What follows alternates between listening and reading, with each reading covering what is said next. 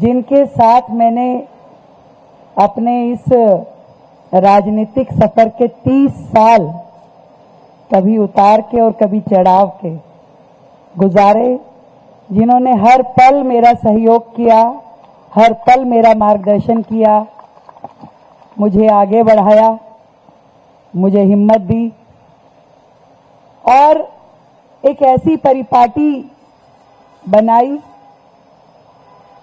जहां घर की बेटी भी ऊंचाइयों को छू सकती है। पीयूष भाई, मैंने कई मंचों से अलग अलग इन लोगों को बताया कि मेरे घर का माहौल ऐसा था कि मेरी मां कहती थी कि राजनीति बनियों के बच्चों का काम नहीं है। जब मैं दिल्ली यूनिवर्सिटी का चुनाव लड़ी तो जब जनरल सेक्रेटरी रही तो उनको पता नहीं था कि क्या चीज है दिल्ली यूनिवर्सिटी, तो ऐसे ही लड़ गई। अगली बार जब उन्हें पता चल गया कि भाई ये तो बहुत बड़ा इलेक्शन होता है और अध्यक्ष के लिए, डूसू प्रेसिडेंट के लिए घर में संपर्क किया पार्टी ने, तो नहीं, हमारी बेटी नहीं करेगी ये काम, बनियों के बच्चों का काम नहीं होता है राजनीति करना। उस फेज से शुरू होकर के कैसे दिल्ली विश्वविद्यालय छात्र का चुनाव, नगर निगम का चुनाव, एमएलए का चुनाव मैं लड़ी और समाज ने मुझे हमेशा बहुत साथ दिया, बहुत आशीर्वाद दिया और हमेशा बहन के नाते मुझे आगे बढ़ाया। यहां बैठा हुआ हर एक व्यक्ति मेरे जीवन में एक अहम भूमिका रखता है। भाई घनश्याम जी बैठे हैं, राकेश गुप्ता जी, सुमन जी, राम कैलाश जी, रामविलास जी, आगे से पीछे तक मैं कई चेहरे देख पा रही हूं और कई नजर भी नहीं। नाम तो मैं अधिकतर सबके ले सकती हूं क्योंकि मैं हमेशा आप सबके आशीर्वाद के साथ फील्ड में रही। तो सच में कभी नहीं सोचा था कि विधायक की तो माला जपते रहते थे, विधायक बने, विधायक बने, विधायक बने। एक ही टारगेट था, चुनाव जीते या हारे लगे रहते थे अपनी धुन में कि विधायक लड़ना है, विधायक बनना है। पर मुख्यमंत्री बना दी जाऊंगी ऐसा मैंने नहीं सोचा था। मैं आज इस मंच से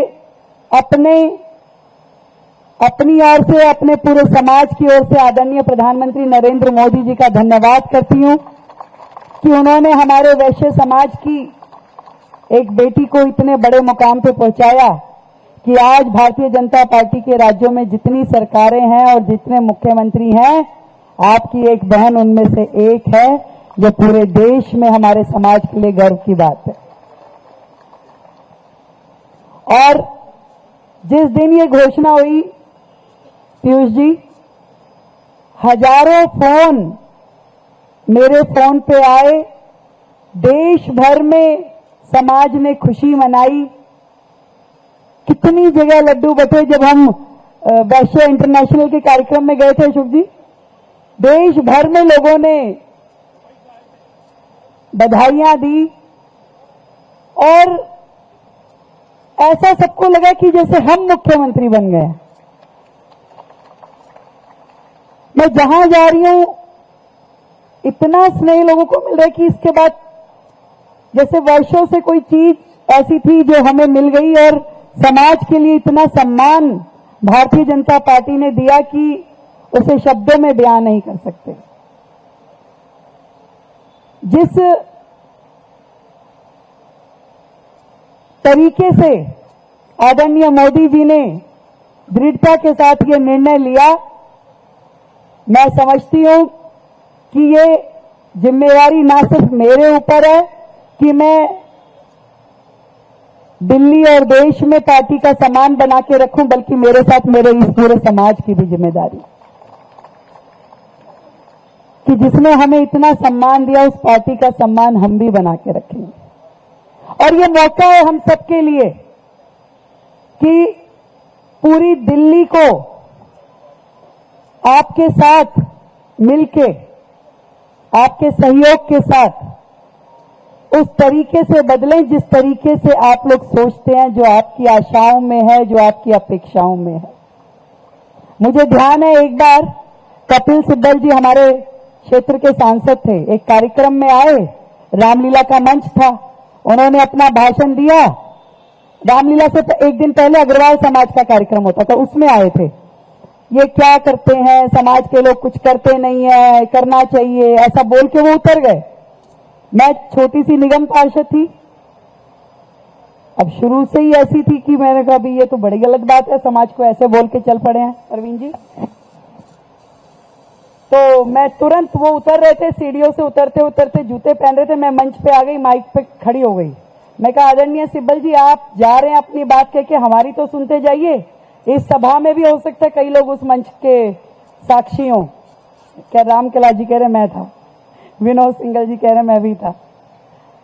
तो मैंने कहा आप समाज को ऐसे कैसे बोल सकते हैं? आपको मालूम नहीं है कि ये जितना अग्रवाल समाज, वैश्य समाज यहां बैठा है, एक एक व्यक्ति, एक एक संस्था है। आप बात करें ये कुछ नहीं करते, यही सब कुछ करते हैं। आज समाज के जितने प्रोजेक्ट देख लीजिए, सेवा के जितने प्रकल्प देख लीजिए, अग्रवाल समाज आगे बढ़ बढ़ के काम करता है। और आज भी मैं दावा करती हूं कि आप सरकार की ओर से जरा सा हाथ दीजिए, हमारे समाज का एक एक व्यक्ति इतना सक्षम है, आपके लिए सैकड़ों कॉलेज, अस्पताल, गौशाला, अनेक प्रकल्प शुरू कर सकता है। समाज को केवल आह्वान करने की देरी है। और मैंने भी आज जिस मंच से भी जब मैं बोलती हूं दिल्ली की मुख्यमंत्री के नाते, मुझे ये विश्वास है कि हमारा समाज, मेरे ये सारे भाई, हमारा ये बड़ा परिवार मेरे पीछे खड़ा है। मैं आज जो भी कमिटमेंट करके दिल्ली से आके खड़ी हो जाऊं, उस कमिटमेंट को आप मेरे से हल्का नहीं करने देंगे, मुझे ये पता है।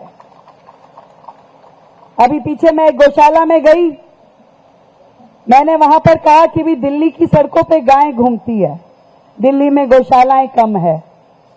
4 गौशालाओं को दिल्ली सरकार की ओर से ग्रांट मिलती है, अब ये एक नई शुरू करने की हमने घोषणा की।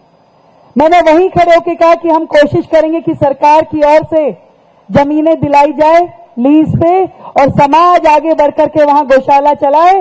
तो सैकड़ों लोगों ने मुझे अप्रोच किया कि हम गौशाला बनाने के लिए तैयार हैं, हमें जमीन बताओ। सामुदायिक भवन और ऐसे कितने प्रोजेक्ट तो समाज मुझे वर्षों से कहता कि भाई ये काम करा दो।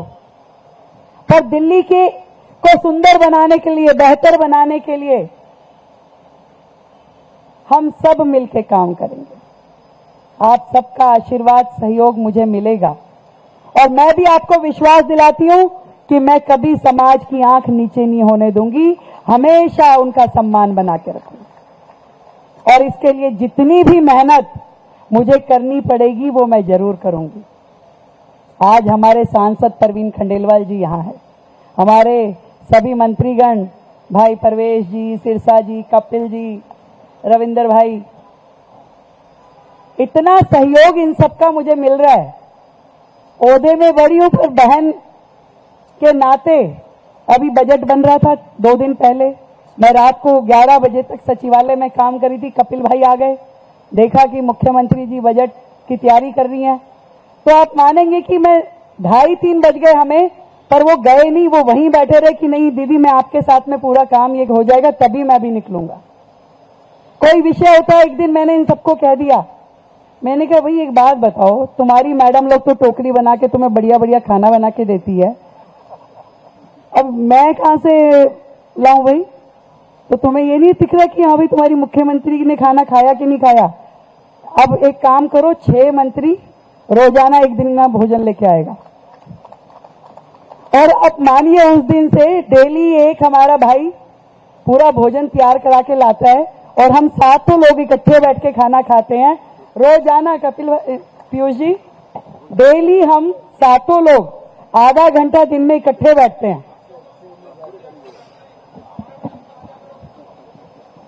और उस आधे घंटे में पूरा 24 घंटे की जो चर्चा होती है, क्या किया, क्या करना है, और इतना अच्छे से सारी चीजें व्यवस्थित रूप से चल रही है कि आनंद आता है काम करने में। ऐसा लगता नहीं कि इतना वर्कलोड होने के बाद भी वो वर्कलोड कम हो जाता है, क्योंकि एक दूसरे के साथ एक बॉन्डिंग है। और उस बॉन्डिंग में मोदी जी के नेतृत्व की जो टीम की भावना है, एक लक्ष्य है दिल्ली को विकसित करने का।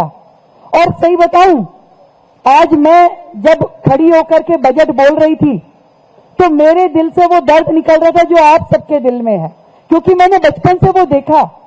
मैंने देखा कि कैसे उद्योग में दिक्कत आती है, कैसे व्यापार में दिक्कत आती है, कहां कहां जब घर में बैठ के डिस्कशंस होती है तो हमारे पिताजी ने, हमारे भाई ने, हमारे बाकी लोगों ने, आज ये परेशानी आई, आज इस अफसर ने ऐसे किया, आज ऐसे हो गया, आज ये दिक्कत आ गई, वो सारी परेशानियां हमने सुनी, देखी, सही।